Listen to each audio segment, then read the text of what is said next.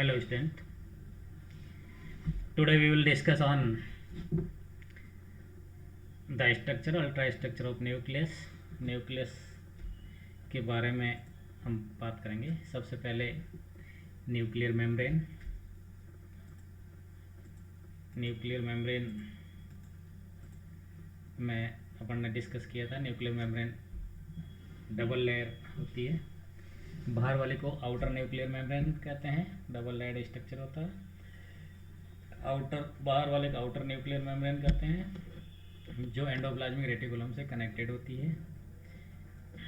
Cell membrane की तरह इनका स्ट्रक्चर होता है. न्यूक्लियर एनवेलप फास्फोलिपिड और लिपिड बाइलेयर की बनी रहती है. एनवेलप जो मेनली होता है वो nucleus and assist in regular flow of molecules into nucleus के अंदर न्यूक्लियर पोर के द्वारा मॉलिक्यूल्स को अंदर आदान प्रदान करने में न्यूक्लियर मेम्ब्रेन हेल्प करती है. न्यूक्लियस कम्युनिकेट करता है रिमेनिंग ऑफ द सेल के साइटोप्लाज्म को, तो उसको साइटोप्लाज्म और न्यूक्लियर प्लाज्म को, न्यूक्लियर प्लाज्म और साइटोप्लाज्म के बीच में माइक्रोमोलिक्यूल्स एंड माइक्रोमोलिक्यूल्स के एक्सचेंज का भी काम न्यूक्लियर मेम्ब्रेन करती है. ठीक है. न्यूक्लियर पोर जो होते हैं, न्यूक्लियर पोर में लार्ज मोलिक्यूल्स का एक्सचेंज होता है, जस्ट लाइक प्रोटीन, आरएनए, है ना. और फ्लूइड जो होता है इसमें भरा हुआ रहता है, वो पेरी न्यूक्लियर स्पेस में भरा रहता है, जो 2 लेयर्ड होती है, आउटर और inner nuclear membrane. Just like ये, जैसे ये न्यूक्लियर मेम्ब्रेन है, तो इसमें से ये आउटर न्यूक्लियर मेम्ब्रेन कहलाती है. आउटर न्यूक्लियर मेम्ब्रेन ही एंडोप्लाज्मिक रेटिकुलम में कम्युनिकेटेड होती है. देन इनर न्यूक्लियर मेम्ब्रेन ये पूरी तरह से बाउंड रहती है, और इनके बीच में जो स्पेस पाया जाता है that is called peri nuclear pore sorry. और आउटर न्यूक्लियर मेम्ब्रेन और इनर न्यूक्लियर मेम्ब्रेन के बीच में जो स्पेस पाया जाता है, जिसको पेरी न्यूक्लियर स्पेस कहा जाता है, ये क्रोमेटिन नेट गुणसूत्रों का जाल है. न्यूक्लियस से अंदर राइबोसोमल जो है इसके ऊपर चिपके रहते हैं, जो ऐसे ये बने हुए न्यूक्लियर पोर हैं.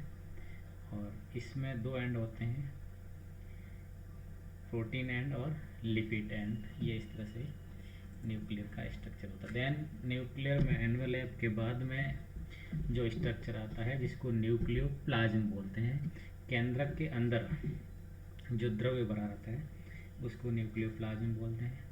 न्यूक्लियोप्लाज्म जिलेटिनस सब्जेक्ट, जिलेटिन नुमा या जेली नुमा संरचना होती है, जो न्यूक्लियर एनवेलप के अंदर भरा रहता है. इसको कैरियोप्लाज्म भी बोलते हैं.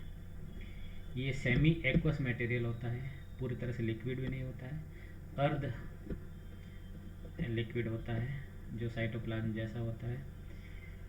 ये मेनली वाटर और साल्ट से निर्मित होता है. इसमें कुछ एंजाइम होते हैं और ऑर्गेनिक मॉलिक्यूल्स भी होते हैं. The nucleus and chromosome are surrounded by, जिसमें न्यूक्लियोलस केंद्रिका और गुणसूत्र जाल न्यूक्लियोप्लाज्म के द्वारा घिरे रहते हैं, या न्यूक्लियोप्लाज्म में सस्पेंडेड फॉर्म में होते हैं. Nucleoplasm also support the nucleus, helping the maintaining shape. Additional nucleoplasm provide a medium which material such as enzyme and nucleotides, DNA and RNA can be transported through the nucleus. Substance are exchanged between cytoplasm and nucleoplasm through nuclear pores के द्वारा cytoplasm और इसमें कुछ अवयवों का स्थानांतरण आदान प्रदान होता है. देन जो थर्ड स्ट्रक्चर आता है विच इज कॉल्ड न्यूक्लियोलस या केंद्रिका. केंद्रिका जो होती है केंद्रक के अंदर उपस्थित होती है. सिंगल ए मेम्ब्रेनस स्ट्रक्चर होती है, मेम्ब्रेन लेस स्ट्रक्चर होती है, और आरएनए तथा प्रोटीन के द्वारा निर्मित होती है. कुछ यूकैरियोटिक ऑर्गेनिज्म में nucleolus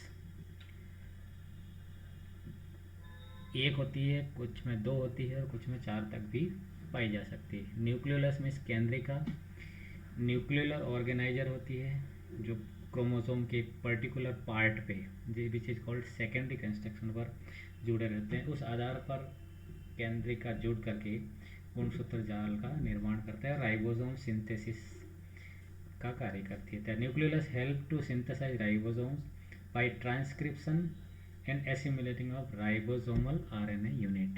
These subunits join together to form a ribosomes during protein synthesis. Protein संश्लेषण के दौरान ट्रांसक्रिप्शन के द्वारा राइबोसोमल यूनिट जो जुड़ती है, दोनों यूनिट को जोड़ने और उससे प्रोटीन संश्लेषण में इसका सहयोग होता है। द न्यूक्लियोलस डिसअपियर, केंद्रक कोशिका विभाजन होता है, उस समय न्यूक्लियोलस डिसअपियर हो जाती है। न्यूक्लियोलस डिसअपियर होना ही ट्रिगर ऑन होता है कोशिका विभाजन का, कोशिका विभाजन प्रारंभ होता है।